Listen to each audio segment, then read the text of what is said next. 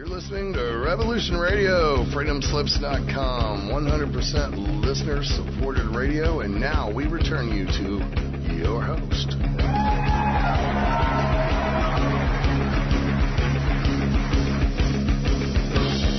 All right, welcome to the show, everybody. This is Granada Forum, Natural Healthy Connections here on a Tuesday morning.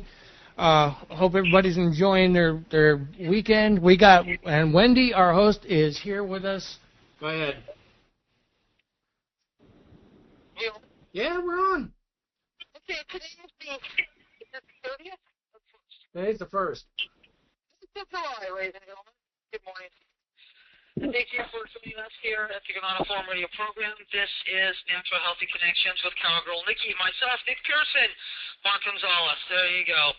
This is Revolution Radio. Revolution Radio is the #1 commercial-free, listener-supported internet talk radio station in the world. We're located at Freedom Slips. That's Freedom Slips, SLIPS.org, O-R-G, and .net, N-E-T. So we're at O-R-G and N-E-T. Also, you can hear us on revolution.radio. That's revolution.radio. You can also hear us on iTunes, Roku, TalkStream Live, and Rumble, so on many platforms. If you'd like to leave equivalent to a cup of coffee to keep the paid programming on the air, we appreciate that, ladies and gentlemen. Thanks very much. Also, if you'd like to advertise on Revolution, it's fairly reasonable, and you get to meet some new friends. Also, check us out on the chat room. Okay. Today is the 1st of July. Friday is 4th of July, so happy 4th. We hope you have a good, safe, happy 4th. Everything's good there. I don't know where June went. June just went and came. It was so fast, I can't see straight. We'll be joined at the bottom of the hour with Mark Gonzalez. It'll be a lot of fun. And then Nick tonight, we come back tonight, by the way, ladies and gentlemen, with Nick's show from 7 to 9 tonight with Nick, so it'll be fun. And we'll be back tonight. Yes, too. All right. We're going to get into probably some announcements. Let's hold off. Let's hold off on the announcements. I have Scott and Cindy Shara waiting online, and I'm not sure the third name. I think it's their daughter. Vander Heiden. No, Scott, you tell me. Yep, so Jessica is our daughter. Her last name is Vander Heiden. She's on the line also. Okay. No, I didn't know they were coming on the first. Okay, no sweat. Yeah, please, let's bring them on and talk about, unfortunately it's happened, and they're just an incredible family, and I don't know where they're getting all the strength, but we're just very happy to have them on and give them anything they want. So it's Mr. Shara, this is your platform. The key to the city is yours. Well, everybody wants to hear about the results of the trial, and I'll just be blunt. I mean, I am shocked by the verdict, but not surprised because we filed a lawsuit in the Antichrist legal system, and I'll explain my thoughts as you ask questions, and Cindy and Jeff can chime in too. But big picture, the jury. I had a long talk with our Wisconsin attorney yesterday, and he connected some dots with me regarding the jury deliberation. So if people were watching online, they saw that by the time the jury got the case before the verdict was delivered was about 2 hours. Well, he shared with me that the actual verdict was in about 15 minutes. And so then what's going on? How can a trial that lasts 2 weeks and 4 days have a verdict come back in 15 minutes? And the reason he said that is because of the reality that the questions they were asking of the judge, and the judge had brought them back into the courtroom before the verdict was delivered, all of it showed him that they had made up their minds before they ever left the courtroom. So that's why this is shocking, but again, not surprising. And I'm going to first go through the shocking part and then go through the not surprising part. Our team, which included me, I was intimately involved with the lawsuit. We presented a better case. We had better witnesses. We had better experts, and we had the truth on our side. The defense, what they presented was COVID. They made the case a trial about me and my beliefs and research that were developed after Grace died.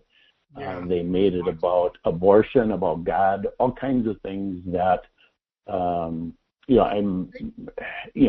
proud of the work that I've done because God has led it, but it had no business in the trial. And the judge allowed that. So it go seemed ahead. to me when I was watching the trial, they were trying to blame you for what happened at one point.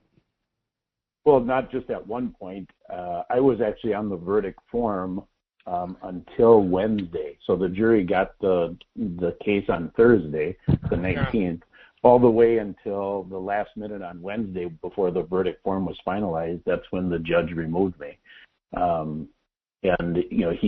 He didn't buy the defense's argument that because I did not approve tocilizumab, which is an emergency use authorization drug, and I did not Cindy and I did not give a pre-authorization for a ventilator, which was also an emergency use authorization modality, both incentivized by the government, but I didn't know the government incentives at that time.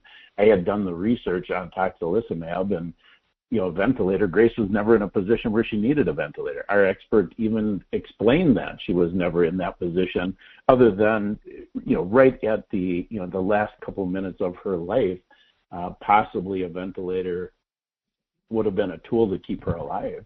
But what happens in a trial, and, it's one of the things that people have to understand if you're wondering why didn't it go our way in spite of, we had a fantastic case. Our expert, I'm going to zoom out just a little bit for our expert. His name is Dr. Gilbert Burdine. He was our main expert, and he decided to take this case. He didn't take a penny personally for the case. It's the first case he's ever worked on for a plaintiff. He's only worked for defending doctors previously because of how egregious Grace's death was. The jury heard all of this, and he said that to give morphine to a patient, which is Grace, who was unconscious, without a blood pressure and without a pulse, is the worst medical decision he's seen in 46 years of practice. But they get to bring in their experts too. So we had 2 experts, they had 6. Their experts were paid roughly 10 times more than our experts. And that's how it works in a trial in the Antichrist legal system. The standard of care is a subjective concept, which means that experts can give their opinion and then the jury has to decide. And so their experts gave the opinion that when you're in a hospital, you're giving implied consent. So they don't have to get consent for anything. So that meant that the drugs that were used to euthanize Grace, which were Precedex, lorazepam, and morphine, could be used without any consent, which they were, that they were normal in an ICU. So it's normal to combine 3 euthanasia drugs to kill somebody. So that's normal. So we don't have to be informed of that. Their experts also said that it's normal that when Grace was overdosed, she was overdosed 2 times before the last time on October 13th. She was overdosed on the 7th and the 8th, almost died on the 8th. I had no idea that would even happen until we got the medical records. And their experts said that that's not necessary to inform us of that. And the most egregious opinion of their experts was that a DNI, which means do not intubate, so if you tell the hospital that you don't want to give a pre-authorization for a ventilator, that's the same as a DNR, and the doctor can unilaterally place a DNR order on a patient without consent, without a witness, without a signature, and without a DNR bracelet. So that's all the things the jury took into account when they made their decision, and we lost 11-1. In Wisconsin, they had to win by 10 of 12, or we had to win by 10 of 12. Well, they got 11 of 12 on their side. One lady, who happened to be the oldest one in the jury pool, she obviously saw the truth and sided with us. She went against the crowd. And so then, why am I not surprised? And I know you have a lot of questions. I just want to get this out in the open first. So I'm not surprised because this lady represented the small percentage of the population, in this case 1 of 12 is 8% of the population, that can even understand that we are telling the truth relative to our daughter's murder. And they just cannot get the concept, the programming. This was a very young jury outside of this lady. They all were indoctrinated in the public school system to believe that the system is there to protect them, and nothing could be further from the truth. So anyway, that's my big picture view, and Cindy and Jess can comment, or you can ask questions, however you want to run it. Well, I just kind of wanted my take on it. I couldn't make it down to the trial because I wrecked my, well, I didn't wreck it. I actually spilled on my motorcycle, so I'm still kind of recovering from that. But I did get to watch the live feed and watch, it seemed like the defense attorneys, they were in their witnesses were all about standards of care, hospital protocol says this, and hospital policy says that, and that's where they kind of stuck. And none of it seemed to make any sense to me, because I never heard prior to this case that anybody was getting treated with Precedex and morphine and lorazepam, all which are central nervous system depressors. I mean, you're like, that's a major kill. And by the way, I have heard this from other medical experts. They call it soft euthanasia. But when the jury came back, the first thing that went through my head, did they sit at the same trial that I was watching? I mean, because I thought by the time it was all over, even with some of the sidebar instructions that the judge was doing, I thought you would have at least won one of the counts. Well, of course, you're preaching to the choir. Yeah. I agree with you 100%. But we've got to take into account the system. There were several opportunities that we did not get to bring up. I'm doing a very long summary right now, and I'm going to bring them up because I don't have a gag order anymore, and I'm going to lay it on the table so people see what we could not talk about. And, so one of the things that we couldn't talk about at the trial, which I'm putting in my write-up, is both Nurse McGinnis and Dr. Shokar, who were the two defendants, were under investigation by the medical examining board. And the medical examining board closed the investigation. I'm putting investigation in quotes, by the way, without doing an investigation. And I have both of their letters that they wrote. I have the complaint that I received through a public records request, and they lied. We could not, and we knew they lied, but the judge would not allow that at the trial. And, we pointed out, numerous of their lies during the trial, and yet the jury, they could not see it. And I'm going to be very specific here in a minute. But one of the warnings that I received from our lead counsel, who was Mike Administrator, Mike's got 30 years of medical malpractice experience. He said, these type of cases, even though our team thought we had about a 60% chance of winning going to the jury, but right. he did tell me this at the beginning before we got to the trial, that it's an uphill battle, because if people believe what we're saying on the jury, it means they have to change, because the paradigm that they came into the trial with is the system does not do that. Doctors and nurses don't kill patients. Doctors and nurses don't do what happened to Grace. Doctors and nurses follow the Hippocratic Oath. So these are all the paradigms that they come into a trial with. And so for them to unwrap that and have a completely different belief, that hurts people's heads. So think through. I mean, I don't know if you saw Nurse McGinnis get on the stand and yes. say that Grace was her only patient, but she forgot to put a DNR bracelet on her. Okay, so then when she had her second chance, she said that, we didn't have a DNR bracelet policy at that time. She also said that Grace was never in restraints other than mitts that were put on her after the NG tube was put in. Right. Okay, well, we knew that was a lie. I mean, Jessica was there, number one. Number two is the restraints are documented in Dr. Shokar's progress notes. So it was just a shock to us. Well, then when she came back on at the second kick at the cat, she said she misremembered. Okay, so now you see this woman is a liar. Yeah. Okay, so that the judge goes through what's called credibility of witnesses when he gives instructions to the jury, and these are the type of things that that's why I'm shocked. I mean, the jury obviously they're programmed, and so that's why it's not surprising. Well, didn't at one point, and I just want to get this out there for the people who are listening who maybe didn't see the trial or anything.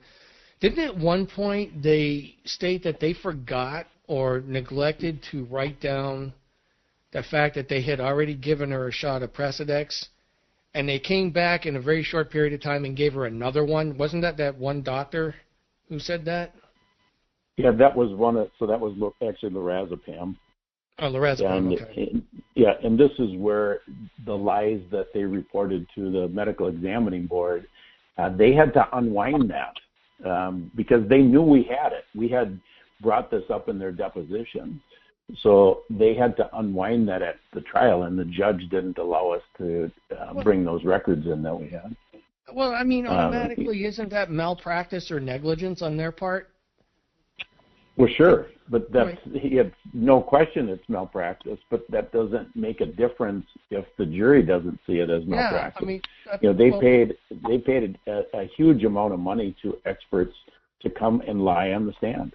Yeah, I mean, and that's exactly what when I said was this jury watching the same trial that I was looking at when it was going on? Because I don't get their decision. I'm not surprised by it. It's really hard to beat the system. It's like playing cards or in Vegas, the house always wins. But I was I was bent when as soon as it came thing. I mean, I literally almost punched my computer out. I can't say that I was surprised by it. No, I understand. Jess and Cindy, you should comment. Cindy, why don't you go first? I don't have anything to say at the moment. You can go ahead, Scott. What about you, Jess? I'll just say that I was beyond shocked. I thought that we did have a chance. And I was trusting God through the entire process. And I just felt that we were going to win this. I felt that God was behind us. And to have the verdict come back as fast as it did and to not be in our favor was absolutely crushing. It was, in a way, losing Grace again, in a small piece, obviously, because losing her is gut-wrenching to the point where I can't even explain that pain, but to lose the verdict the way we did was also a gut punch in a different way. Yeah, I can imagine. Now that we know the verdict, we know that this was God's will, and we have to walk ahead now. But to hear it, it literally broke me. It really did. Well, you want to ask a question, Wendy? I have several questions. Scott, you mentioned something in an interview you were in, and it hit me real hard in the heart. You were mentioning letters that you received about Grace, and one of them said, now that she's in heaven, she no longer has Down syndrome, and your reply was, well, I think everybody in heaven has Down syndrome. And I just wanted to know if you said that, because these children, I have a Down syndrome son, they exhibit love more than any other person I've ever seen. And it doesn't matter if it's my kid or someone else's, I see it in them all. Yeah, it's neat. I have goosebumps when you're talking about that, and congratulations on your son. I mean, it's Grace was a gift. So I mean, she's the closest one who I've ever met in my lifetime to walking with God. She was special. It's obvious when somebody knows somebody with Down syndrome. It's pretty obvious, and yeah, that's exactly why I said it. It's odd to me that people have made that comment, and yet, I mean, they just don't know. So they're making comments like that, and they don't realize that Grace was substantially more perfect than anybody that doesn't have Down syndrome in God's economy. Hey, she loved Elvis, okay? Yeah, so Cindy should talk about that. How did the whole Elvis thing even come about? Because you should tell the story, and then how it ended up being. We experienced a miracle in the process. So go ahead, Cindy. Well, we ended up going to the library to get some Elvis. Well, not necessarily Elvis DVDs to watch, but I had a hip surgery resulting from an accident that I had been in several years prior. And so we ended up picking up these DVDs, and Grace fell in love with Elvis watching these as I was kind of housebound for a bit. And as a result, she decided that she wanted to write a fan letter to Graceland. And so she did. And as a result of that letter to Graceland, we hadn't received anything for a couple months. And so she asked me if I could just call and find out if they still answered fan mail. And when I called, they said, oh, yes, we still do. But we're not sure why, Grace's letter hadn't been answered. Well, then we got a phone call a couple days later. And here was Priscilla Presley on the other end of that phone call. Wow. And she personally wanted to tell Grace, sorry for not getting her reply to her back. And she invited Grace to come to Graceland, and she would love to meet her if she ever did that. And it was just so precious. Grace hung up the phone, and she called Scott and said, Dad. Priscilla Presley was just on the phone, and she invited me to Graceland. Can we go? And it was Elvis's 40th anniversary of his death. And so Grace was 14. She was the exact same age that Priscilla was when Priscilla met Elvis. And so she had such a connection with Grace when she ended up meeting her. They had a beautiful conversation. Priscilla was originally going to take us out to lunch, and she decided it was going to be much more of a important get-together, just having a private room. And she had Grace and her and Scott and I within this room and her assistant. And I believe she gave us almost 40 minutes of her time. And Grace and her just had the most beautiful conversation. And they had kept that connection then after we left Graceland. And they would email me back and forth. And it was just such a neat gift that she gave Grace. And she treated Grace like such a queen. We just couldn't believe that this famous lady would look at our daughter Grace with such loving kindness. But that's who she was. Priscilla was, and she still is, just a very caring person. And they connected and stayed in touch for a long time. And she actually had sent a beautiful bouquet of red rosebuds to Grace's funeral, because when Priscilla would sign off, she would always have the red rosebud as with her name Priscilla. It was just precious. And so she took a liking to Grace, and Grace took a liking to her, and it was just really precious. Well, that's pretty cool. Yeah. It's not that you don't get that very much with celebrities. I mean, it happens, but not very often. Yeah, it was quite a miracle. Very, very fortunate. Yeah. And Grace then, she took that whole Elvis thing to another step. She wanted to go see these Elvis tribute artists, and so we would take her to go see them. And so several of them got to know Grace, and they would call her up on stage, and she would do her leg shake and her lip curl. And she actually performed one one time with one of the Elvis tribute artists, and they did the Lady Loves Me song from Viva Las Vegas. And right.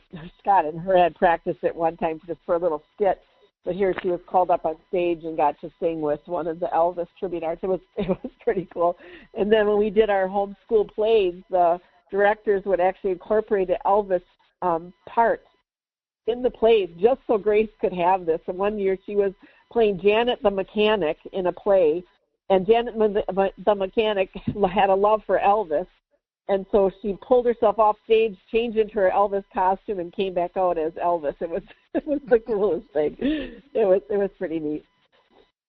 That's great. Now, I kind of got into Elvis when I was a kid, when I would play my mom's records. When we still had the old vinyl records, because she had all the original pressings, and we wore those things out playing them. So. Wow. But yeah, like I said, she loved Elvis. You gotta give a thumbs up for that one. Yeah, she played her violin and played for her sister's wedding actually, and on her violin she played the Elvis song. Jessica, you have to help me out. Yeah, you have a recording. You have that on the website, right? Yeah, Can't Help Falling in Love was the song she played on her violin for her sister's wedding to walk down the aisle. Yeah.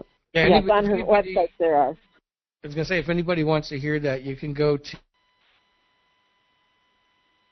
to ouramazinggrace.org, and they have videos of Grace on there. You can, anybody interested in .net. Okay, sorry.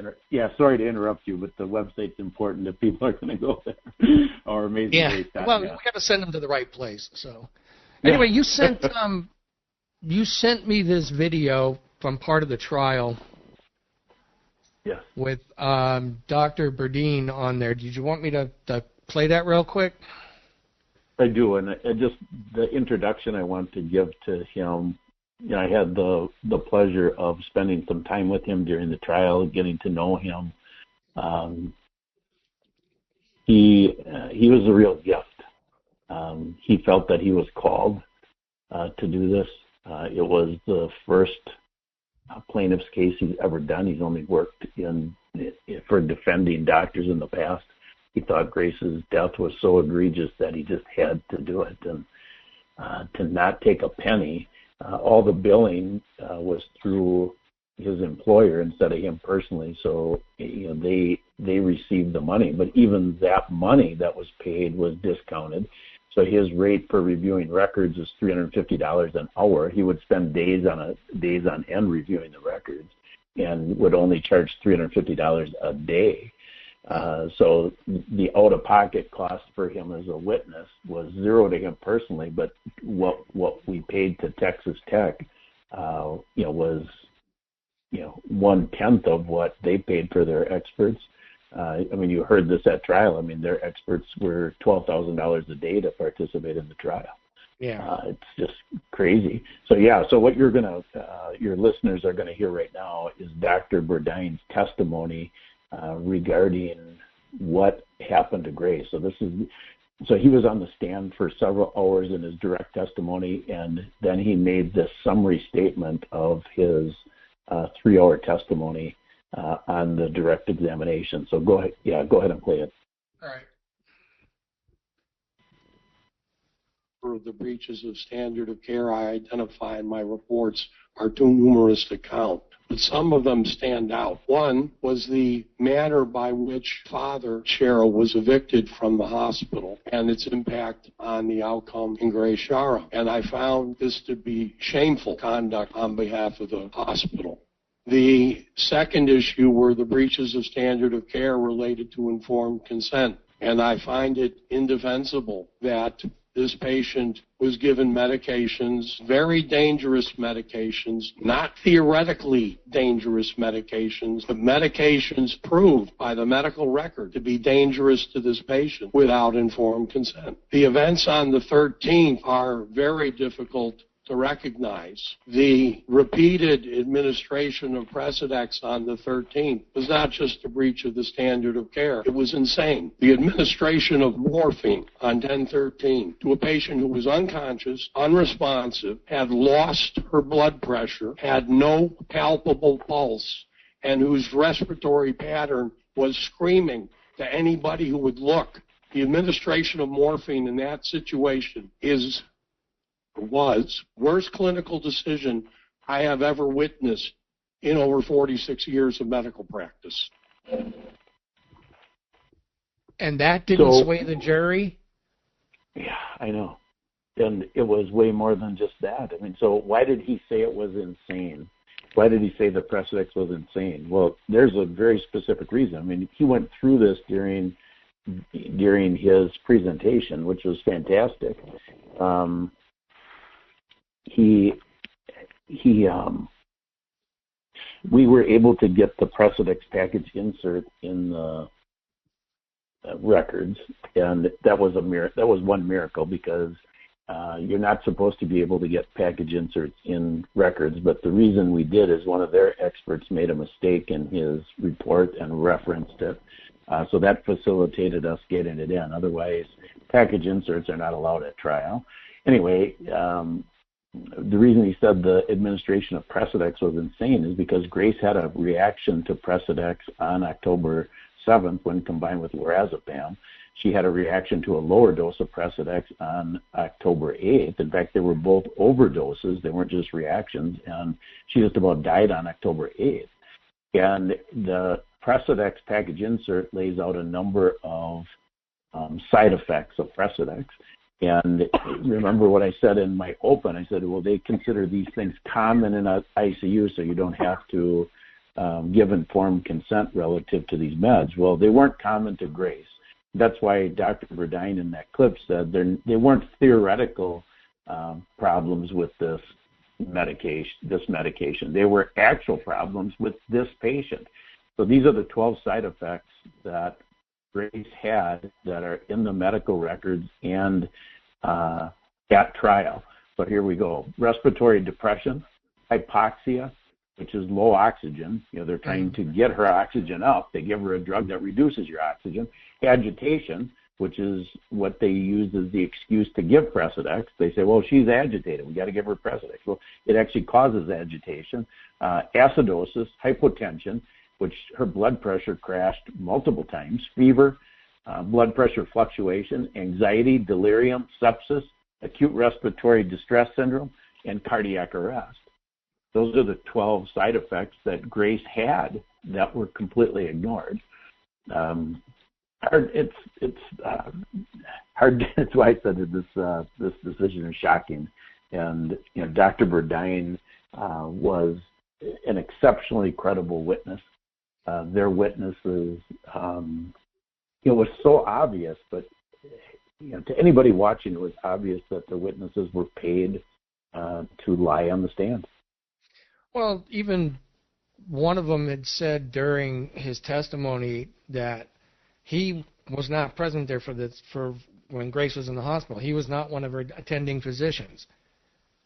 But he's going to give expert testimony about here's the effects of the drugs. It's like, that's not hard to research, the side effects of these drugs.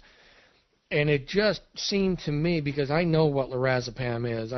My mother-in-law was on that, and it is not something that you want to mess around with. I know what morphine does because the VA is really loose in prescribing that for pain meds. Precedex was the only one that I didn't know, but I looked it up, and some of the side effects. How do you get away with putting somebody on 3 central nervous system depressants and say that's our standard of care? And by the way, this is not, for this case, that was pretty unique, but this kind of thing is happening all over. It's like they did not know what to do with COVID, and they were just kind of making things up on the spot with advice from, that came down from the CDC and the NIH. This is what we're supposed to do. And because I had to sit through myself. Yeah, I really disagree with. I disagree with that statement that they didn't know what to do with COVID. and I disagree with it. Well, they give that as their excuse, but they knew exactly what to do with COVID. They didn't want to do it, and instead they wanted to take government incentives. Instead, they wanted to eliminate the elderly and the disabled. The number one and number two, there's 1.2 million Americans who lost their lives in hospitals during COVID. Just to frame that number, we were of all 200 countries on the planet, we were number one. And number two was India, whose population is 4 times that of the United States, and their death count was 534,000, less than half. Okay, so what's going on? Well, the number one and number two causes of death, and I'm putting causes in quotes, of COVID in hospitals was elderly and disabled. Well, those are not causes of death. Those are population groups that are useless eaters in our society. And that's what happened during COVID. And, I'm being blunt about it because I want the world to understand what is going on. COVID exposed this to me. It was going on way before COVID, this whole population reduction concept that Satan has embedded in our population, that, we have too many people on the planet, there's not enough resources. This is alive and well, and the United States of America is leading the charge. China is not the country that produced COVID. Our country did. Yeah, came out of Chapel Hill. Yeah, Anthony Fauci should be strung up for that one. But no, these programs have been put in place since the 50s and 60s. But yeah, and here, and you say like this has been going on. I mean, how many people we lost during the COVID? I had to sit through watching my wife go through whatever. And the only thing I asked, because on this show we have done interviews with a lot of doctors. We've listened to a lot of doctors. This is what's going to happen if you take the shots. And I asked the doctor one question: does this have anything to do with the vaccines and boosters? That guy ran out of the room. All he said was nope, and then ran out of the room. They did not want to talk about that as a possibility for anything. Yeah. Okay. So it does. But here's the other thing you had mentioned, that when you said that the jury just didn't seem to be able to wrap their head around the fact that doctors could do things like this. And I was just thinking, well, they never heard of Joseph Mengele before? Well, exactly. I mean, that's, history is repeating itself, and it always does, because Satan is the prince of this world, and he is invested in having history repeat itself in a number of different tools. But the one that's top of mind when I am referencing it right now is the public school system.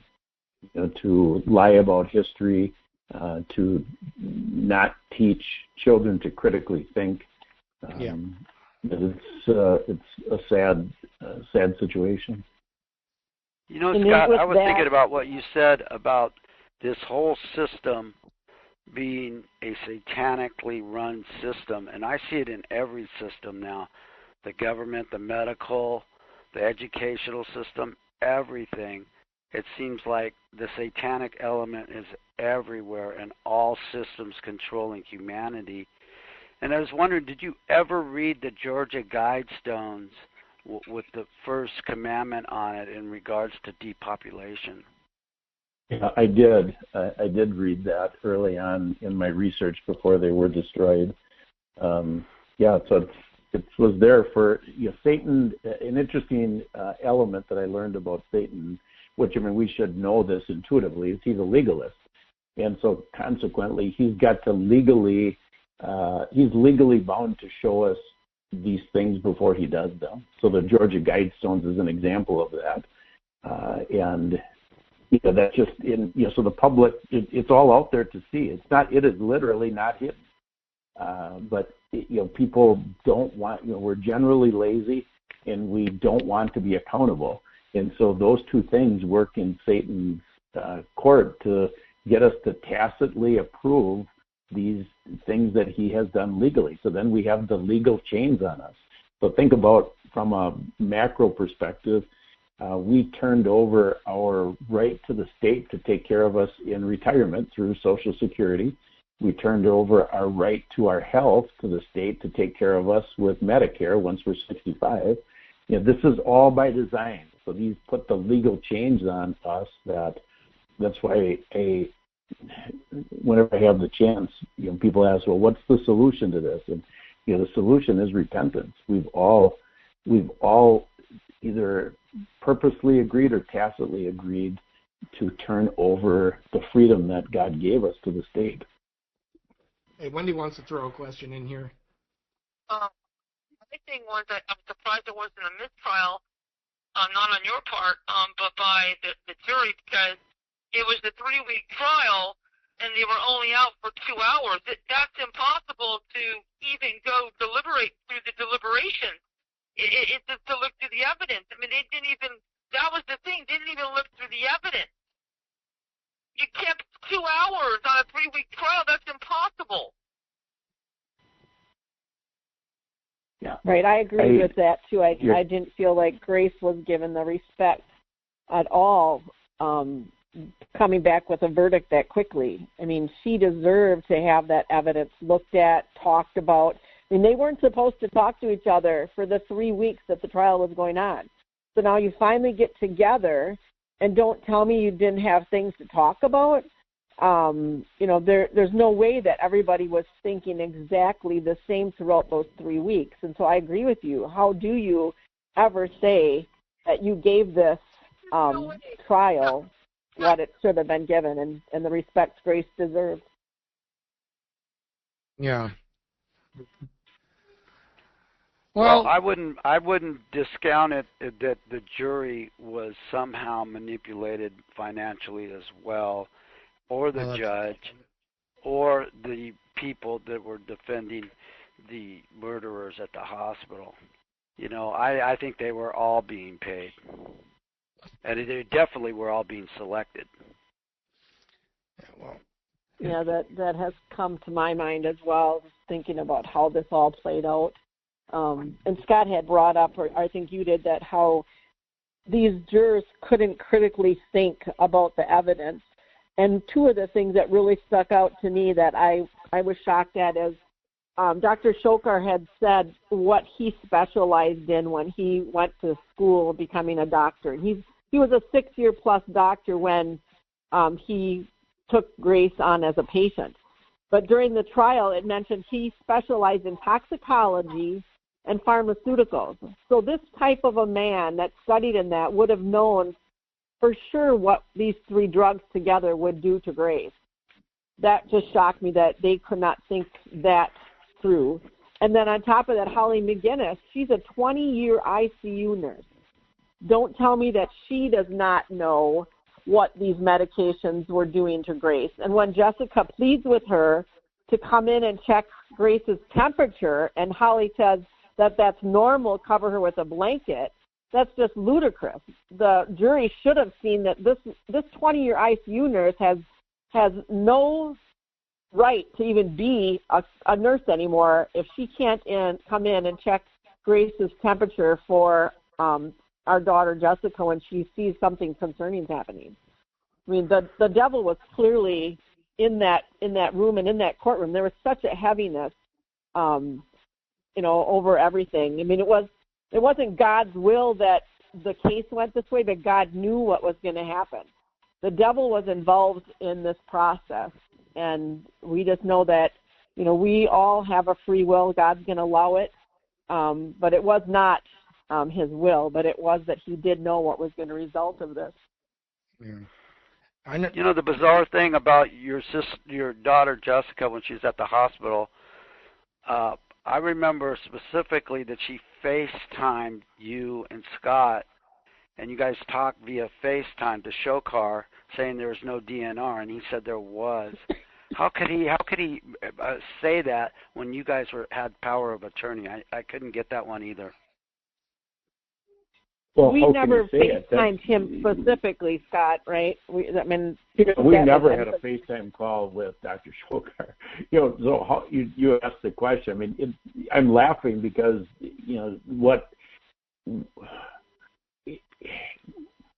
when we raised our hand and said we were going to tell the truth, the whole truth, and nothing but the truth, so help. I don't even know if they used God even in that, but I mean, that's what we agreed to do when we were on the stand. Cindy, Jess, and me.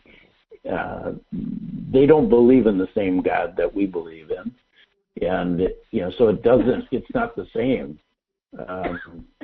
They're willing to lie. Shokar directly lied. McGinnis directly lied. Shokar said he had the call with Cindy and I on the 13th at bedside. Well, that was a direct lie.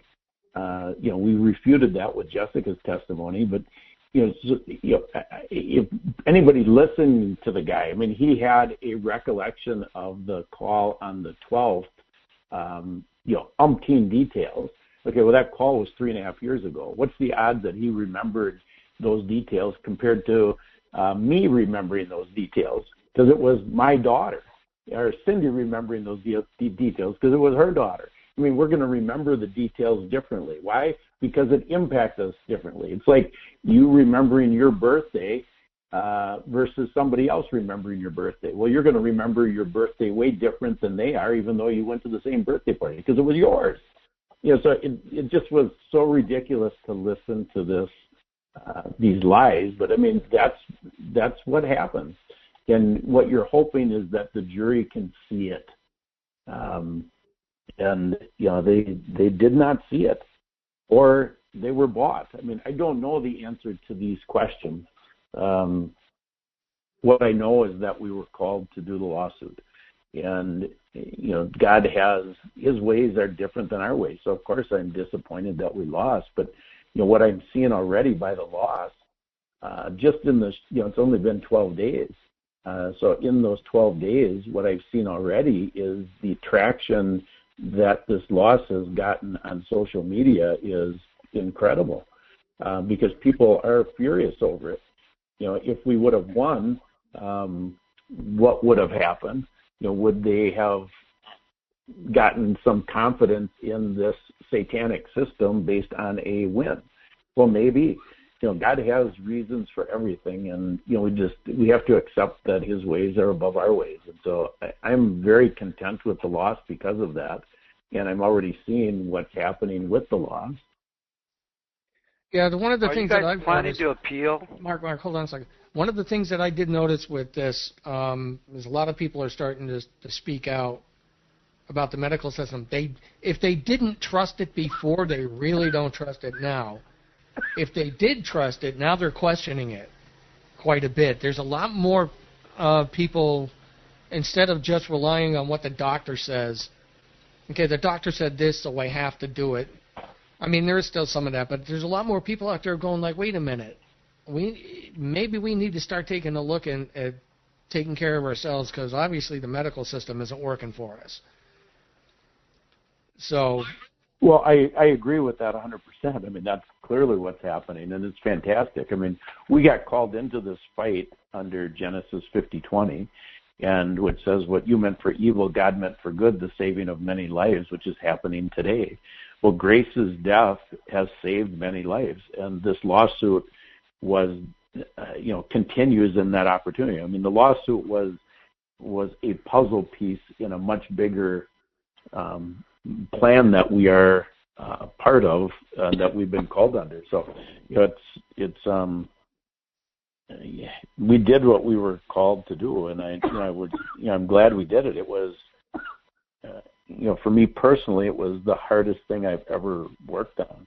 Never worked on, I've worked on a lot of hard things, but this was the most intense and hardest thing I've ever worked on. Partially because I had to get educated as to what the system is like. So the legal system is not a lawful system. The legal system has certain rules. And, the legal team had to educate me on those rules so for example, when I was asked questions, you would hear the attorneys for the defense object when I started quoting out of journals. Because I researched this stuff. I know where to find it, and I know what journals they're in. And they would not let me quote out of the journals. And the reason is I'm not an expert. So, I mean, think about how foolish that is. But that's a rule in their system. There's a whole bunch of those rules in their system. And it doesn't make that you can have a fair case. And I'll just give you a couple more. So this is supposed to be a jury of your peers.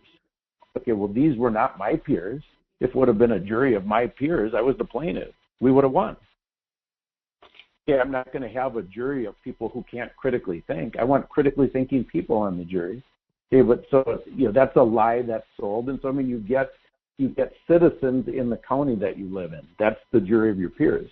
Then on top of that, the jury wants to blast out of there as fast as they can. Well, what's the reason? Well, they're away from their families, they're away from their jobs, and they get paid $12 a day for being there. Yeah. Well, that's ridiculous. How can you get a fair jury if they're paid $12 a day? So as soon as the case is done, they want to blast out of there. This is all stuff that's in that legal system, and it's by design. It's not for the plaintiff. I'm just going to go through one more here, just to so you have a sense of why I say all of this about their system. So in their system, what is a life worth? So in Wisconsin, a life that is killed by the medical industrial establishment is worth a maximum of $750,000. That's in their system. Okay, does that seem fair? How can you put a tag on a life for $1 about? And then, to even get to a jury trial, the cost to get through the jury trial was over $1 million. Within the maximum benefit that you could get out of the jury trial is $750,000. So this is why I'm going to go through these statistics, and I'm quoting this from the HBO documentary Bleed Out. Bleed Out was done by Steve Burrows. Steve Burrows' mother was nearly killed by Aurora Medical System in Wisconsin. He was able to do a jury trial and lost. And he did this HBO documentary documenting the whole process of the jury trial in Wisconsin. And I'm not just picking on Wisconsin. It's just we're from Wisconsin. So right. That's why I know these statistics. Well, annually in Wisconsin, there's 27,000 patients either injured or killed in hospitals. 27,000. Out of those 27,000, 84 lawsuits are filed. Out of the 84 lawsuits are filed, 22 go to trial. So that's how rare it was for us to go to trial. That's 0.08%. 0.08% of the 27,000 go to trial. And then out of the ones that go to trial, 3 win, which is 13.6% of the 0.08%. So you see, it is truly, it was against all odds. And now that we participated in it, I see those, and we knew this going into it. But it isn't that that's why I said I'm not surprised. But I'm still shocked because of sitting in that trial for 3 weeks. Anyway, I'm done rambling on that topic. Well, here's the thing too that happened here in Wisconsin. So we only got a couple minutes left before the break. But there is an absolute monetary incentive that when somebody dies in the hospital, at least it was a couple of years ago, that they listed as a COVID death because there's hundreds of thousands of dollars, like you just said, involved in it, to the point where the story that I got was that a family, I don't remember what the guy died from, but he didn't die from COVID, and the family was offered $9,000 to sign off that that the guy had COVID. So how much is the hospital making off of that? Well, in Grace's case, so the sign-off is $9,500, and we were offered the $9,500. We didn't take it. Cindy was fantastic. She said right away, we don't want their dirty money, because we would have been agreeing that Grace had a COVID. So to list what they did on Grace's death certificate, acute respiratory failure as a result of COVID-19 pneumonia, that was a $21,000 bonus to the hospital for listing those two causes of death on Grace's death certificate. And so that was directly incentivized by the government. That's why you can see just from that fact. I mean, there's many more that show that what really was COVID. It was it was a lie to the population, and the population for the most part bought it. There's very few people who are awake to what we're sharing. Yeah. There was even, when I went to Physicians for Freedom the first time, there was a woman there who they basically let her husband die, if I remember the story correctly. They basically let him die because they got almost $300,000 from this guy dying. So, anyway, we are at the break, everybody, so we will be back in a couple of minutes. There it is. There's the music.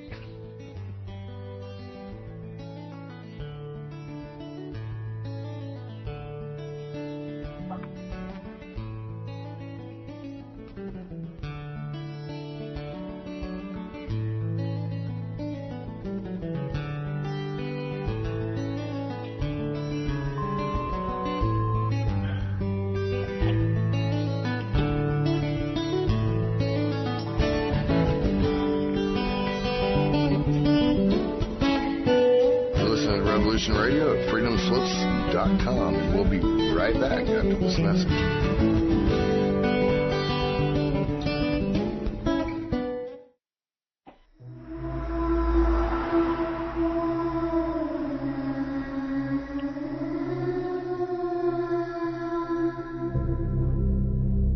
Are you interested in the paranormal, murder mystery, real natural law? Do you enjoy interviews with amazing guests? Then join Crypt Rick every Monday night, 6 p.m. Eastern Standard Time, right here on Revolution Radio. Studio A, freedomslips.com. Crypt Rick's Ivory Thinker. Welcome to the Crypt.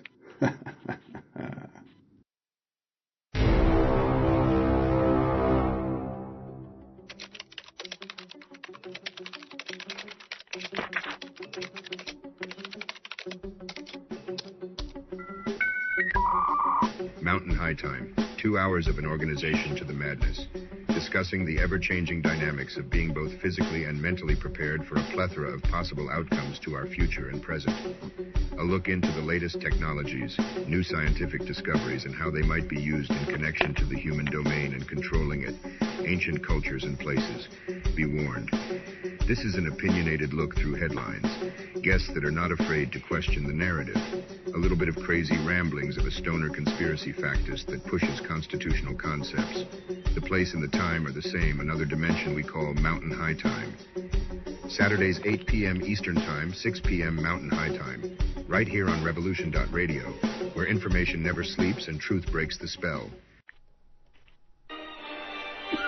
Welcome to Coffee Rants with Dan. I am the spiritual anarchist Dan Arnold, your host. Tune in for what's really happening every Thursday. That's Thursday at 9 a.m. in Studio A on Revolution Radio.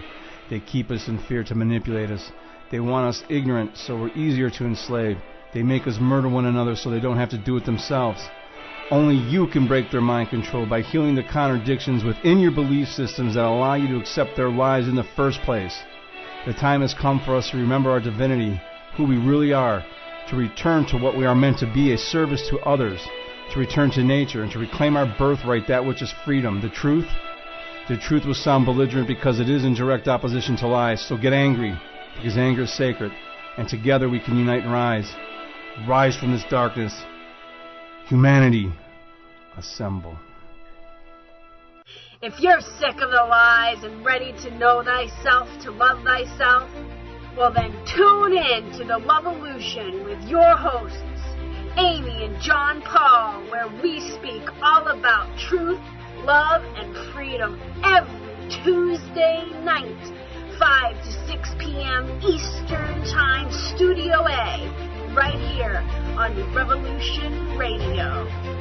And remember, only you can free your mind control. Be a Loveolutionary.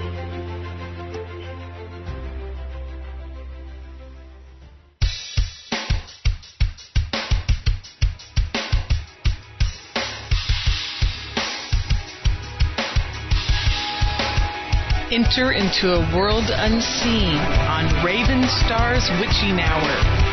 You will encounter eclectic topics from the realm of spirit brought into our matrix of truth.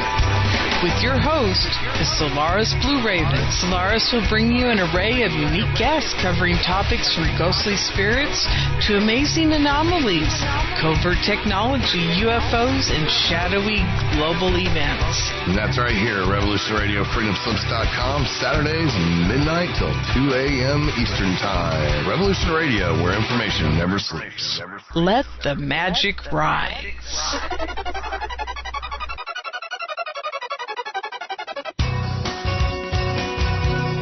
Thank you for listening to Revolution Radio at freedomslips.com. Any commercial advertising you may hear in this program is of the sole discretion and benefit of the host of whose program you are listening to. Revolution Radio does not endorse any commercial products, nor does it accept monetary compensation for on-air advertising of commercial products, nor will it ever. We are and shall remain 100% listener supported. Any product advertising on this program are considered used at higher risk, and Revolution Radio shall not be held liable for any claims or damages received from any product advertised within this program. Revolution Radio, where information never sleeps.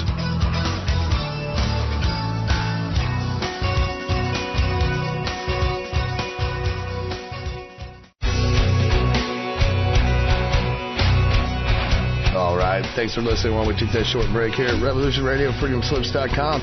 And now we're going to get back to your host.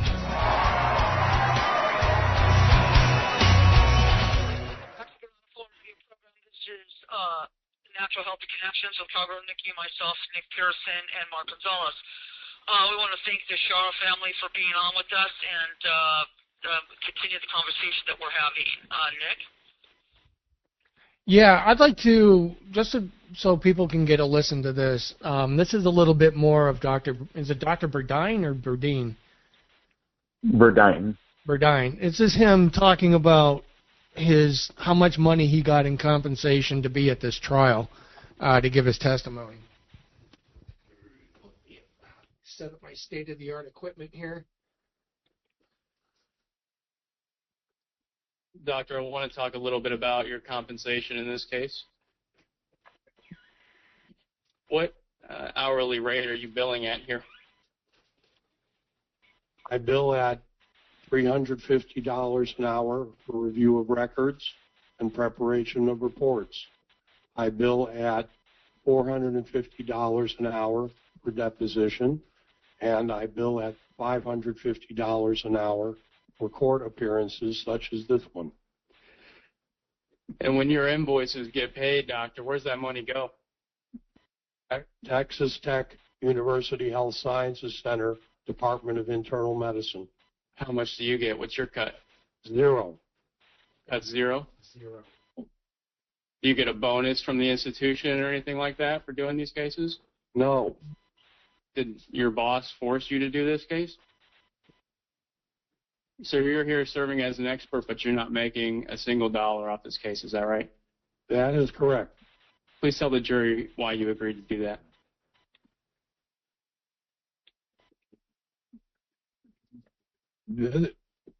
This case, so as a background, since I came to Texas Tech University Health Sciences Center 16 years ago, all of the malpractice cases that I have testified in prior to this one were for defendants. I was defending physicians against malpractice claim. This is the first one where I've testified on behalf of a plaintiff. The reasons are because breaches of the standard of care were egregious, and I could not live with myself without answering the call to review and give advice on this case. There you go. $0 this guy got to come in and testify. You know, I would actually trust him more than I would the other guys who were making, what did you say, like $12,000 to show up to court? Correct. Yeah. Well, it's also more compelling that he said this case was so egregious, and Yeah. it was the first time that he was representing the plaintiff, not the defendant, because of how terrible the acts on behalf of the hospital and its staff were, that he felt compelled to do it. That in itself should have shocked the jurors. They said, oh my gosh, this is so serious, this guy is willing to do this for free because it's such a serious case of malpractice and murder. Well, you can go back onto the New American and you can watch the replay of the trials. Each day they had the live feed going, and so they're on there, so you can watch them. And again, when you do it, it's like somebody going by on their lawnmower.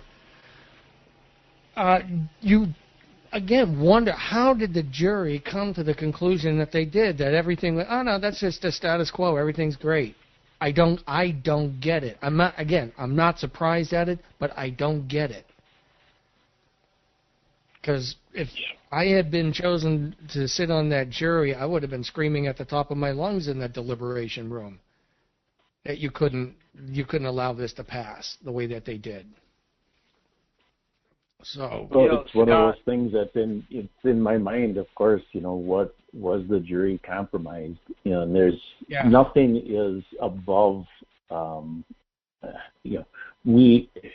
we normally think about things. There's so many things that are so nefarious in the world that the idea of a fair jury that was randomly chosen. Was it really?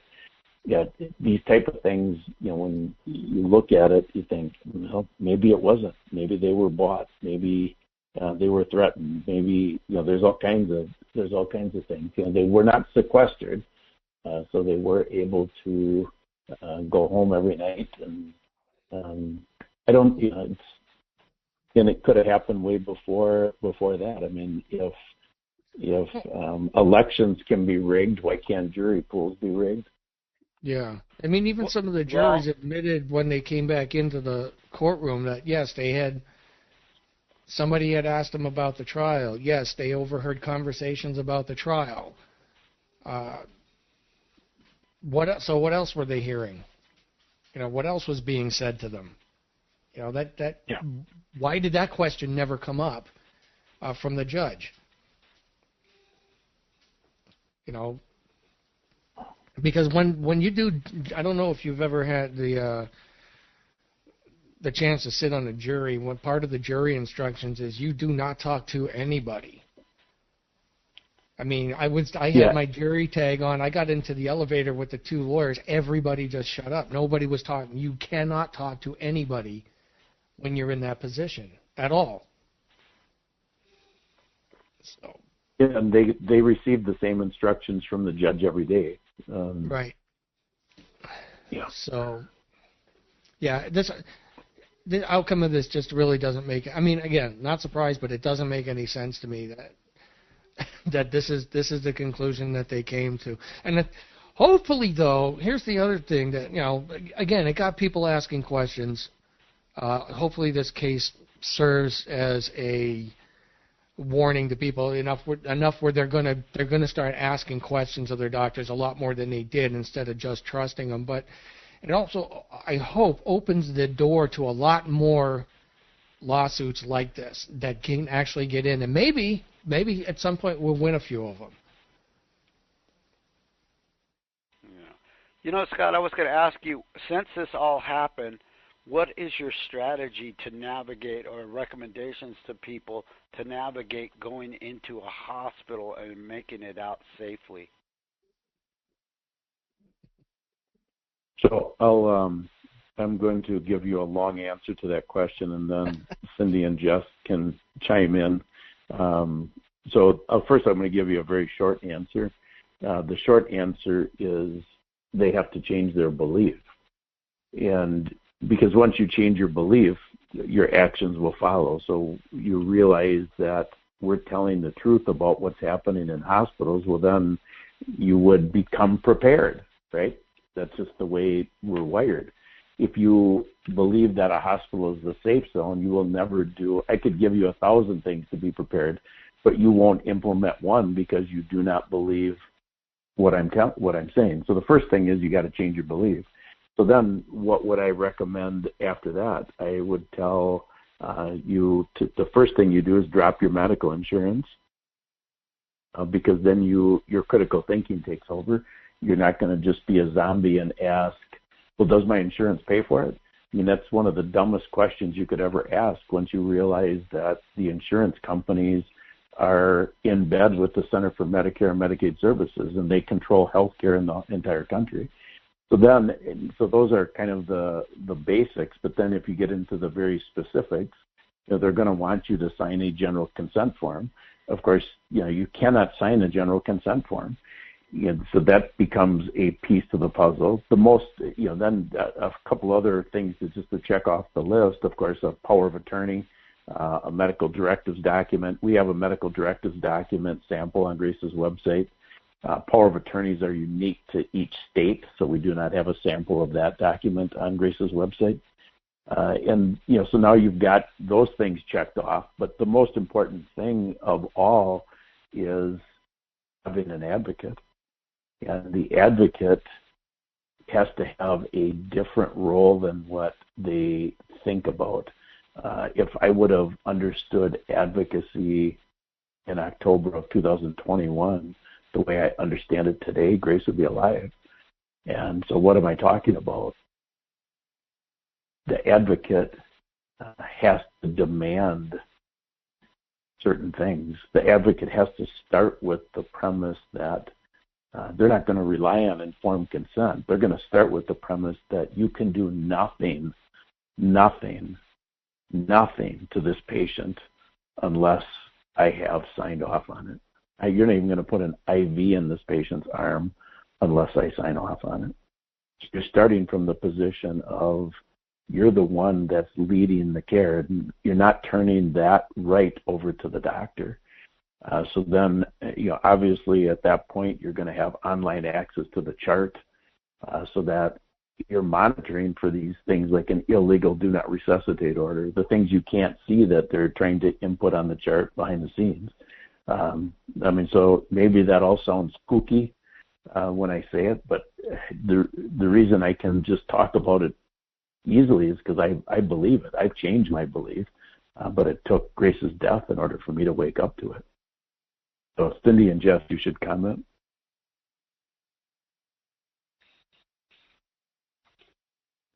Just my experience with advocating for a lady that we have met as a result of someone following Grace's case. These hospitals, the staff, the nursing staff, the doctors, they are very egotistical. And they treat you like you are dumber than them, but yet you are a lot smarter than them. And so I feel like you need to go in there with that feeling that, okay, don't let them walk all over me. Don't let them make me feel like I'm dumber than them and let them intimidate you. But to be there and be that voice for that person that you're advocating for. It's their life that you're fighting for. Grace lost her life as a result of us being pushed around and having somebody treat us as though we were nobody, to her. And you can't do that anymore. You need to be the strong person. And don't hesitate to take somebody out of a hospital. You can get them out of there. I mean, we had that mindset, that, once you're in, you can't get out. But, I mean, that is not true. We've rescued a man named Robert Pazer, and, he was able to get out. Other people were able to get their loved ones out, but yet, they make you feel like you can't. And then one of the bigger things I think that we all need to understand is that God has made our bodies beautifully and wonderfully made. And there are supplements, there are ways to keep our bodies healthy without being injected with all of these pharmaceuticals that man has has convinced people of, that they need this med and that med. But you start to take care of your body and using healthy supplements, things that our bodies are lacking, and all of a sudden, your body becomes a vessel that can be kept from getting, very ill and sick.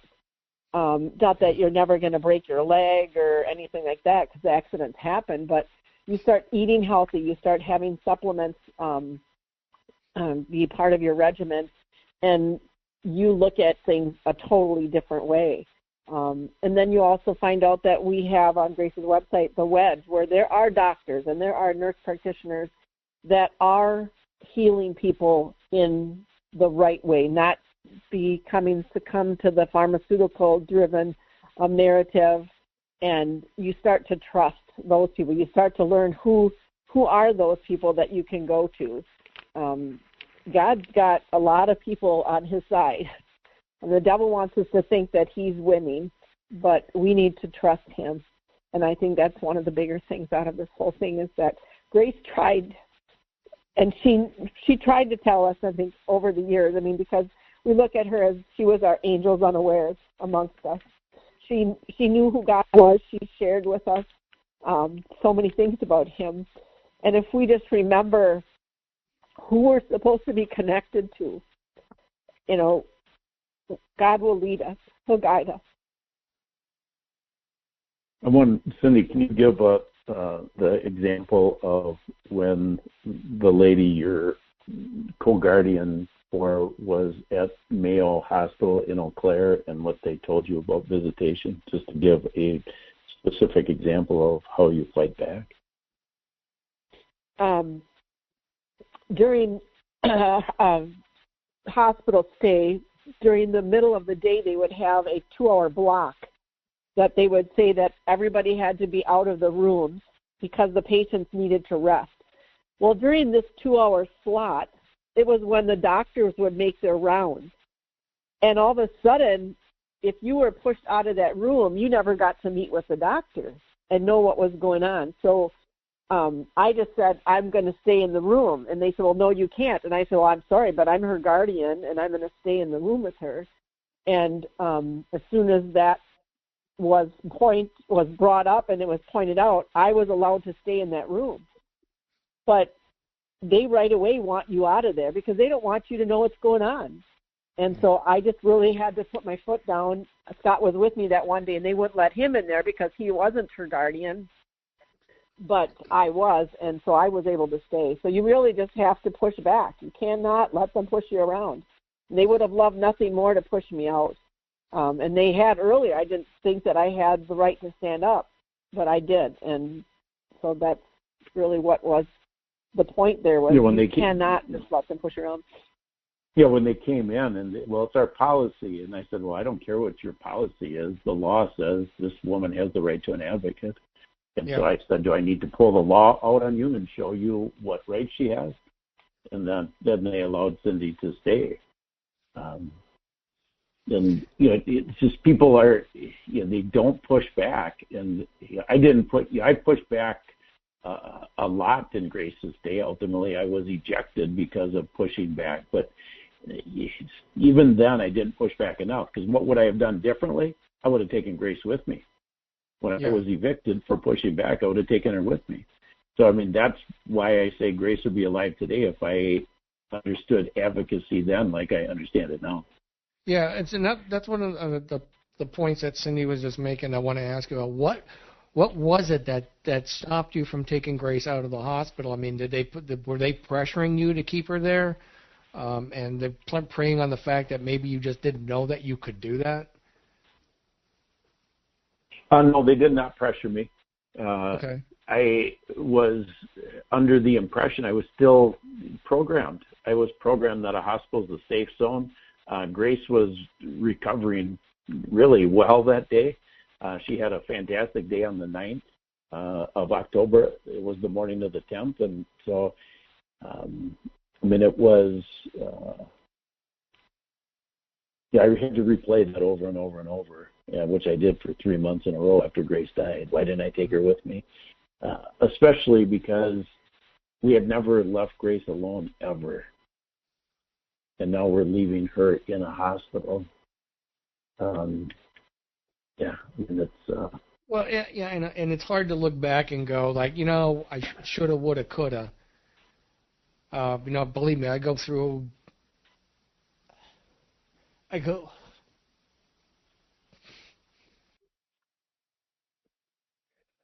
Damn. Give me a sec.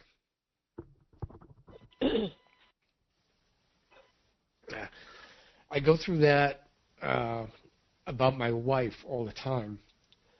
Woulda, shoulda, coulda. But at the time, I was just trying to deal with everything on the spot. It was all brand new. So and it's really kind of hard to put that aside, I think. But the staff at the hospital really wasn't doing me a lot of favors either, and it sounds like they weren't doing you guys any favors whatsoever when it came to any of this. So. Well, what I would say, yeah, they weren't doing us any favors at all. I mean, it was, I would say it was adversarial, but it was adversarial because they were so aloof. And what's interesting is God took me to a different hospital 3 days after Grace died, and I was substantially worse than Grace. Grace was not having shortness of breath. I was having shortness of breath, and that hospital turned me around in 24 hours, and they did it because their attitude was different. They had not bought into the COVID narrative. Which hospital was this?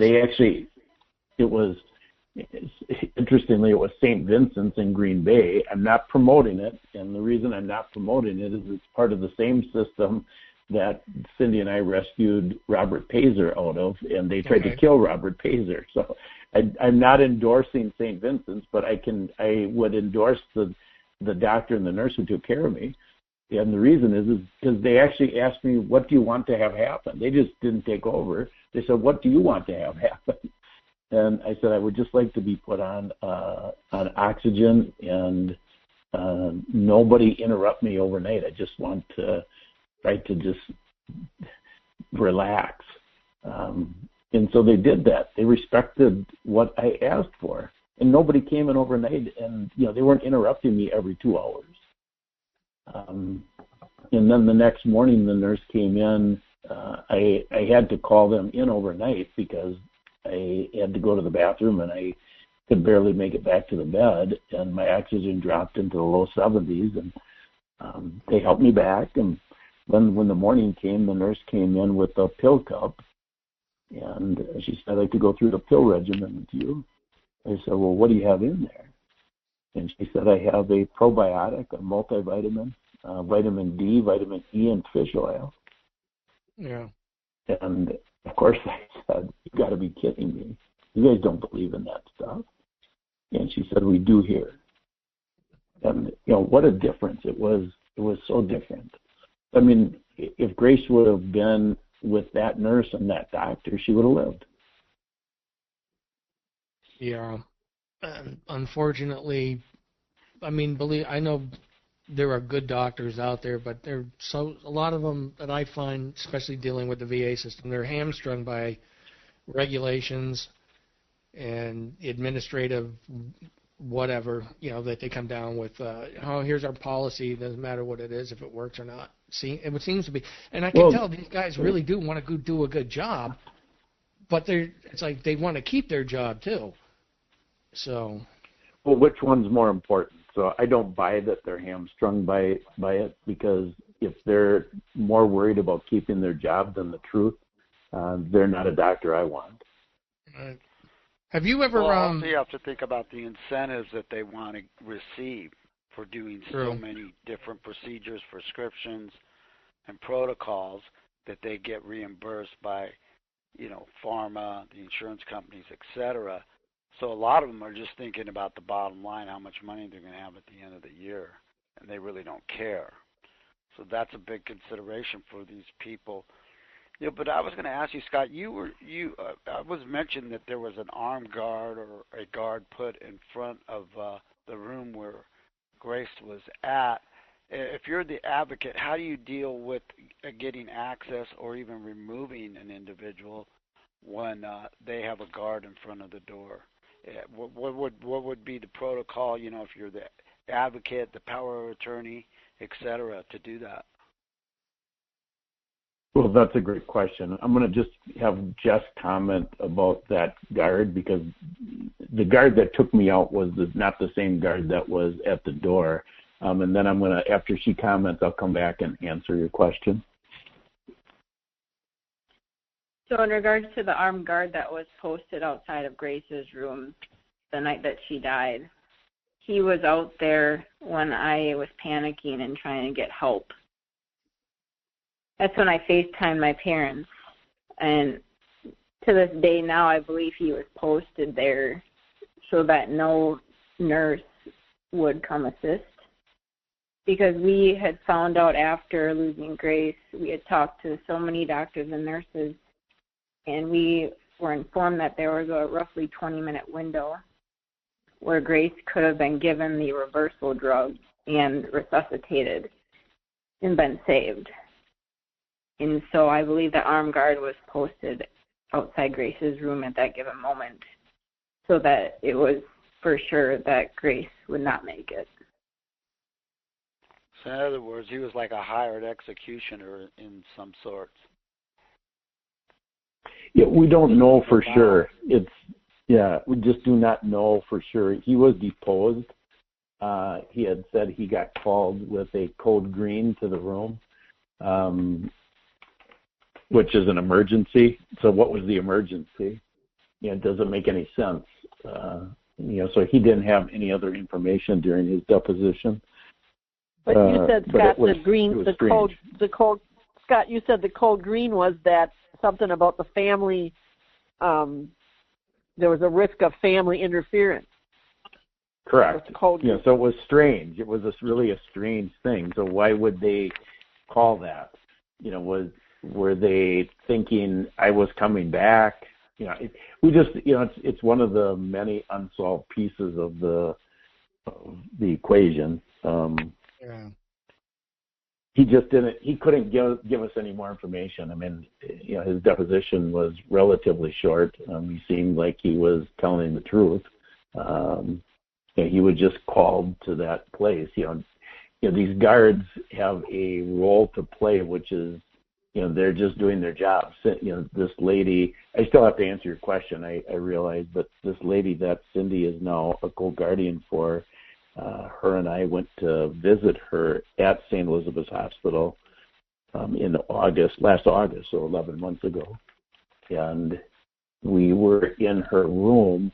So we did not know her. The family called us, as Cindy mentioned, because they became familiar with our case and asked us to visit her in the hospital. We were in her room approximately 10 minutes, and 2 armed guards showed up and took Cindy and I out. They wouldn't even let us visit her. They said that we're not welcome in that hospital. So these guards, they don't know any of the backstory or anything. They're just, okay, you got to take these people out. Yeah. So anyway, back to your question, how do you get somebody out? Well, Cindy and I have direct experience with this because we did take Robert Pazer out. And I'm going to just explain that, but I want to give you a couple of other things to process. So it's more of a complete answer. So when this was in November of 2022, he was at St. Mary's in Green Bay. And once we knew he was going to make it, there was a window of several hours where I thought for certain he was going to die. And he got turned around through a miracle of God, and then the miracle of some of the people that I've met since I've become outspoken gave us, a concoction of things that we had at home that Cindy brought into the hospital, including ivermectin, and it revived him. And this man was a goner. He has spinal muscular atrophy. At the time, he was 44 years old and only weighed 40 pounds. And we got him out. And so when it came time to get him out, it was when we announced that we're taking him out, they did not even want to remove his IVs. They wanted us to sign. It wasn't, the staff wouldn't remove the IVs, and then his mom and power of attorney, who was his sister, was in the room, and they wanted them to sign an AMA, which is against medical advice form, and we were under the advisement to not even sign that form, just get him out of there. And so we advised the mom and sister to not sign the form, and they did not sign the AMA form. And then a nurse, had a shift change, and the new nurse that came on was decent, and she was willing to remove the IV so we could get him out. And just to go full circle with that particular nurse, we were all in the room before we left, and I said to her, I may never have this chance again, so I just want to ask you, why would you participate? Said, they were trying to kill him. Why would you participate in this? And I said, you don't have to acknowledge that they're trying to kill him. I just want to know, why would you participate? And she said, I'm from the Philippines, and if I don't do exactly what they say, they'll deport me. Oh, wow. So that's a wake-up call. That's Satan. So that's Satan for sure. For sure. Well, so then, they have this AMA document against medical advice. I mean, you shouldn't be fearful of that. Get your loved one out of there. But they have two other cards that they can play. And this is why, the advocate really has to lay the law down right away. And if there's any sense that the hospital is pushing back, you just got to get your loved one out of there and get them to a different hospital. So the two other cards that they can play is if the person is a minor, they can call Child Protective Services if you don't follow their orders. So they will, if you don't give your loved one this med that the doctor says they need, and you say, no, I'm not doing that, they can call Child Protective Services and override you. And in an adult, they can call Adult Protective Services if the person is not of sound mind. And, that becomes a different legal battle. But this is not a joke. This is it's very serious. The hospital is not a safe place. I want to run this clip real quick. This is one that you had posted up on Twitter, X. And this is way at the very beginning of the trial when you guys were still going. This is Dr. Mary Talley Bowden on the Joe Rogan show, talking about how they were euthanizing COVID patients just to free up beds. Yes. Yeah, it's a good clip. There's actually a lawsuit today that's first jury trial in the country over these hospital protocols, where they had a young woman with Down syndrome. They basically euthanized her. They gave her a DNR order, even though she didn't have one. And the father has just been wonderful. It's a Shara family. Why did they do that? They euthanized her for what? I've seen this. I have reviewed records from these hospital patients, and they'll euthanize them. They need the bed. They said, well, they're going to die anyway. What was this person in the hospital for? COVID protocol. So and they wait. So they were in the hospital with COVID, and they gave them something to kill them? Yeah, that happened. I'm sorry, but that happened. People, they give them morphine and insulin. And yeah. That's common? Yeah. I've reviewed charts. In this situation, they gave her a DNR, which is do not resuscitate. Meaning if they look like they're dying, you don't do anything, which that was not the case. So they're suing for battery, which is one way of getting around the PrEP Act, because the PrEP Act is very hard to penetrate. The PrEP Act protects everybody, all the doctors, all the hospitals from any wrongdoing during COVID. So it's been this big challenge trying to get around the PrEP Act. And this case has hope of getting around the PrEP Act because they're charging for battery, and they're in trial. It started today. It's in Wisconsin. So that gives me hope. So can you touch on it? Because I'm not familiar with the PrEP Act. Can you touch on what that is? So the PrEP Act did not apply in Grace's case. The PrEP Act was put into our legal system in 2005. Like many of the nefarious things that have been done, it was done as part of a defense appropriations bill. But it's an immunity from liability act that whenever the Health and Human Services Secretary says that we're under a public health emergency, which he did with COVID, then the FDA can put in emergency use authorization modalities to as countermeasures for the public health emergency. So, for example, during COVID, there was remdesivir. You heard at the trial about tocilizumab. There were ventilators. These all were approved countermeasures because we were under this created public health emergency. So then if a hospital uses an approved countermeasure and the patient is either maimed or dies when the hospital used one of those approved countermeasures, they have immunity from liability. So if we, in Grace's case, if we would have said Grace can go on a ventilator, or if I would have approved tocilizumab and then Grace died, we would not have had a lawsuit because the PrEP Act provides blanket immunity to any of the medical providers. Right. That's mind-blowing stuff, but I mean, it's real. My understanding, the PrEP Act was according, it says it's the Public Readiness and Emergency Preparedness Act, but that with the EUA, it just creates blanket immunity for anybody that does any harm or murders anybody in these emergency situations. But they still, it's my understanding, they still have the emergency use authorization in place right now, and none of these things are being repealed. Is anybody that you know calling for the repeal of the PrEP Act to get rid of it? I've not heard anybody calling for that yet, but I'm guessing there are some who are, but you know, I don't have any faith in repealing that any of this stuff will ever get repealed. It's been too many years that they have laid the framework to do this. They've been working on this whole process for about 120 years. So I don't see that happening, but it's possible people are trying. Yeah, because I was thinking about earlier when you were talking in the show about Dr. Ely and his citizens grand jury cases, that he said that nothing in regards to COVID was true, including the PCR test being able to determine whether you had it. And based on that, it would mean that everything they implemented on the premise that COVID even exists, because they were calling influenza, pneumonia, and everything else COVID during the height of COVID. Correct. That everything that we were told about COVID is a lie. So everything that they did was based on a lie. So all of it was a fraud.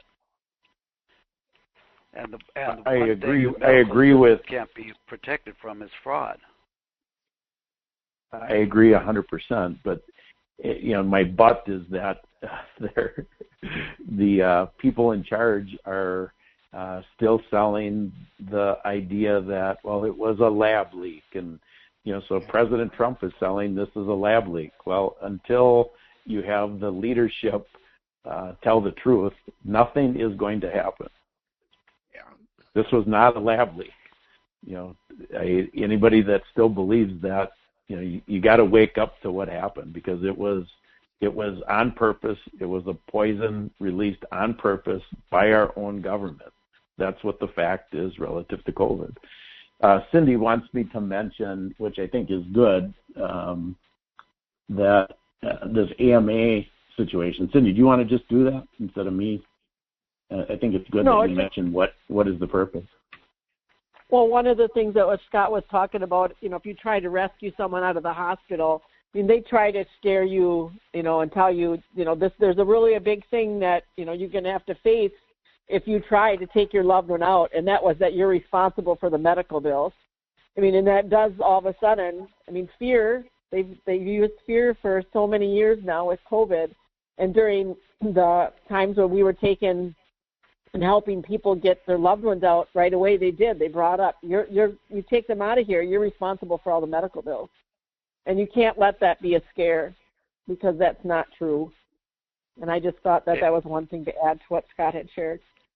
Right on. Yeah, well, that's par for the course. They use threats of everything, including people's lives. That's why I think Bobby Kennedy's being so soft right now, even though I know in the heart of hearts he wants to do the right thing, because basically there is an actual gun being pointed at his head if he makes too many major moves as far as HHS secretary.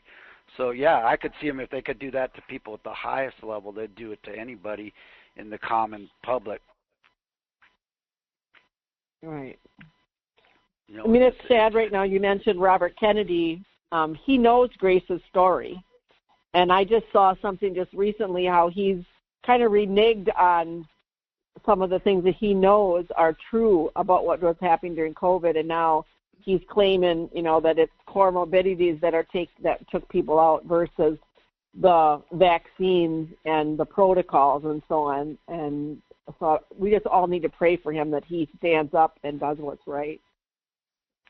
Yeah, I am praying for him. I pray for him every day. But, you know, and we have interviewed Children's Health Defense, and they do have Children's Health Defense does have some articles on Grace's case, some recent stuff, and on the trial. I haven't reviewed them all. But the thing that I noticed, and I haven't been able to confirm this yet, but Trump and both Bobby Kennedy, two of the people I had the most faith in changing things around, they have done a lot of stuff completely different from what they said before they got into office.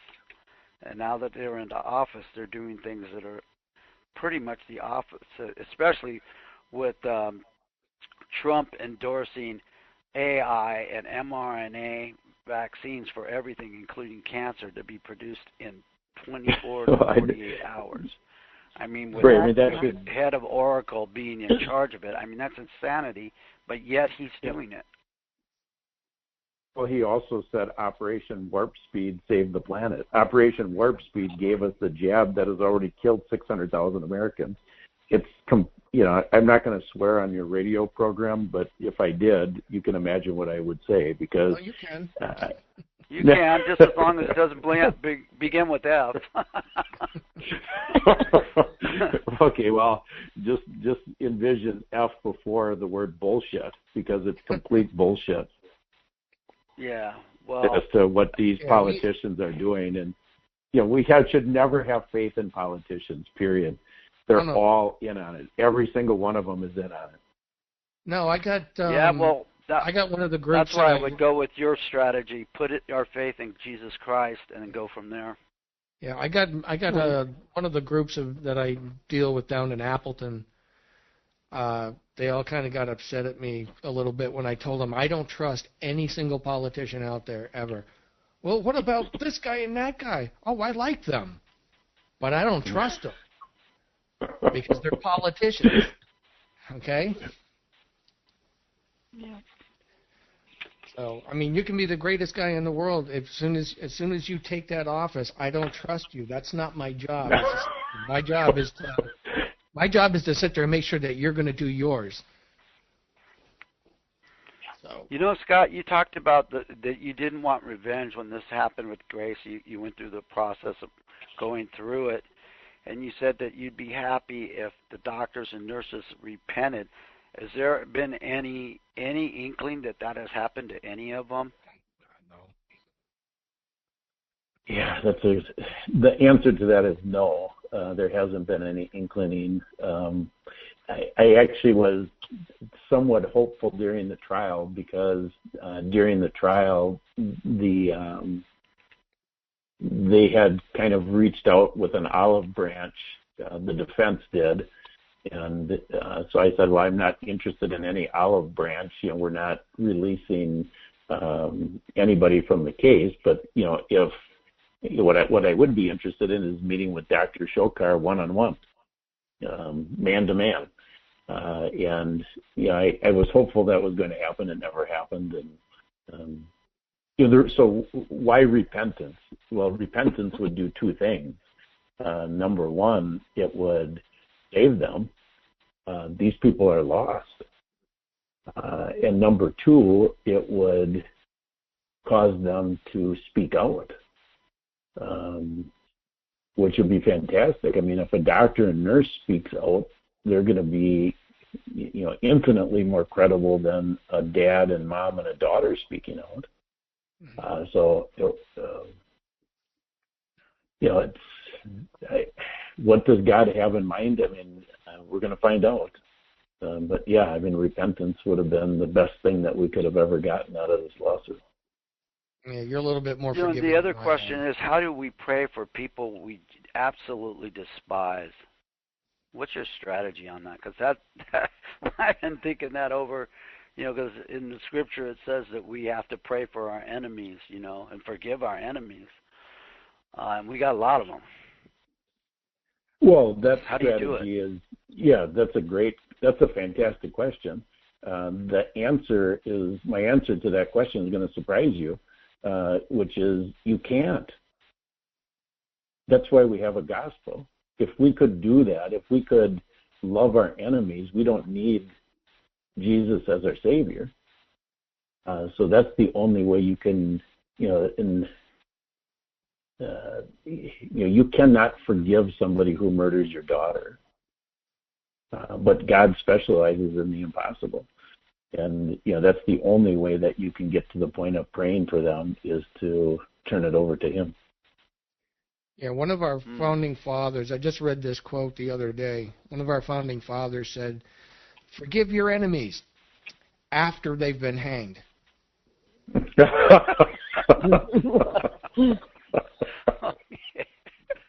Yeah, that's pretty easy to do that, isn't it? Yeah. Yeah, that is. Leave it to Nick to figure that one out. Getting back to this whole thing with the PrEP Act and stuff, James Rokuski is going after that, and also on the mRNA, Joseph Sassone is going after that. Every state with every state attorney. Has he contacted you at all about your case, Joseph Sassone? I was on his. Yeah, he contacted me while the trial was going on, and I was on his show last week on Wednesday. I forgot. So when you asked me that, I should have known that he's doing that in all 50 states. So I was on his show, and he was really a great host. Yeah, but the whole thing is people. I guess a lot of the general public don't understand that the mRNA had been a complete failure, and they knew that it was deadly, and then they used it as one of the principal technologies in this bioweapon injection. I understand people are not aware of it yet. It's covered up. In the Brooke Jackson case, Cindy and I, and Jess, did you meet Brooke Jackson too? Yes. Okay, so Brooke Jackson came to the trial, and I interviewed her on my podcast before, and she's got the lawsuit to expose this. Her lawsuit sued Pfizer, and our government. She was a federal whistleblower, and our government, in their wisdom, instead of supporting their whistleblower, supports Pfizer, and has had the case dismissed multiple times. It's still alive, but they had it dismissed under the premise that if this case gets out, it will dismantle our public health policy. Well, their public health policy, health is in quotes here, is vaccinate, vaccinate, vaccinate. So, yeah, this case would destroy the public health policy of the country. It would cut off the head of the snake because their whole virology vaccine agenda to hasten the death of the population would be over if that case gets out to the public. This is scary times we live in. I mean, they're evil times. It's not scary. It's evil. Yeah, and, that's why we keep speaking out. I can see the work of Satan everywhere, including where they're allowing statues of Baphomet in front of state capitals in certain states, which is, to me, is just beyond belief.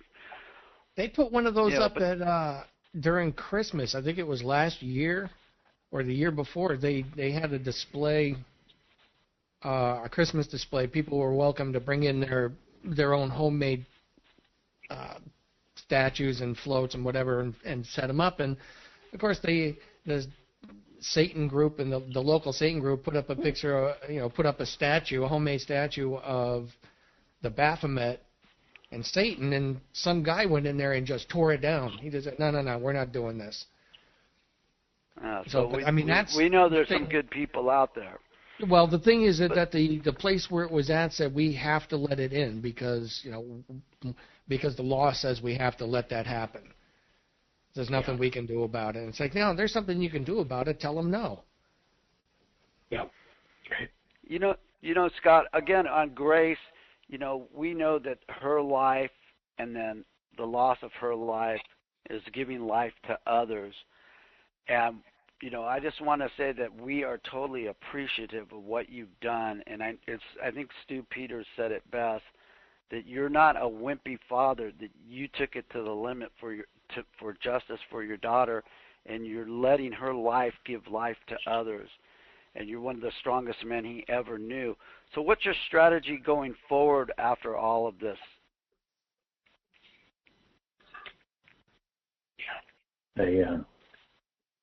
I don't know what doors God is going to open next.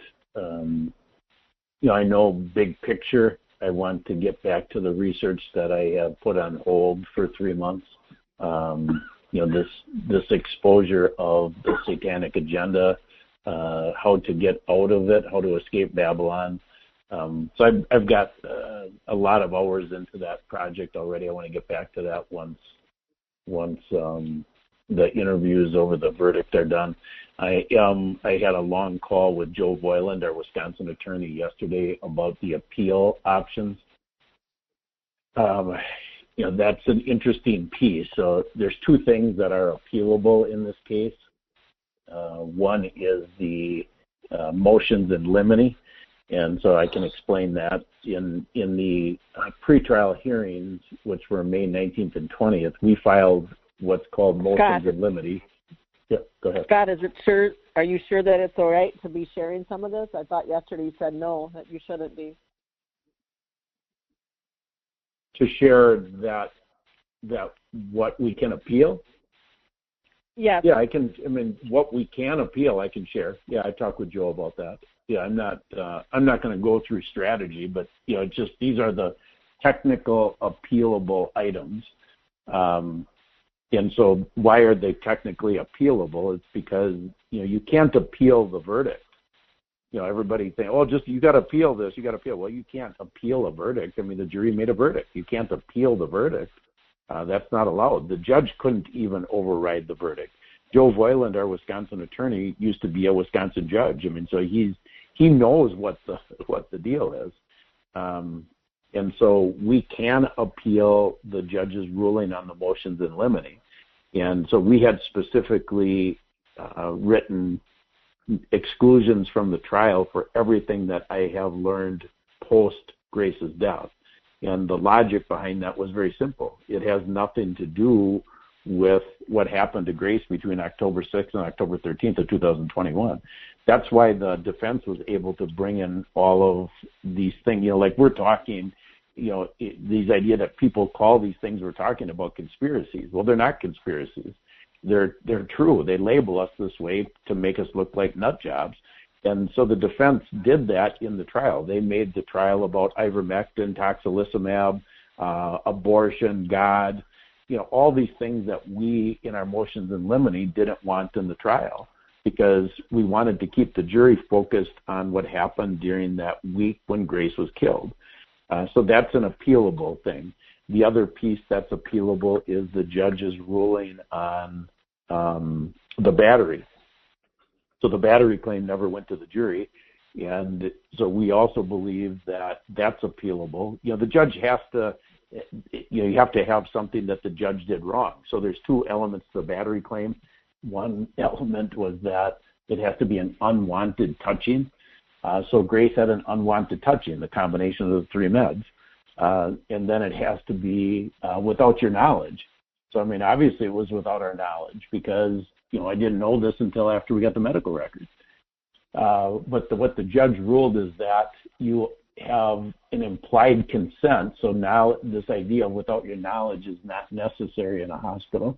And we had the best legal minds in the country help us with the brief. We filed a 17-page brief the night before the judge ruled on the battery. We had filed multiple briefs up until that point, and he was keeping the battery claim alive, but then he dismissed it at the end.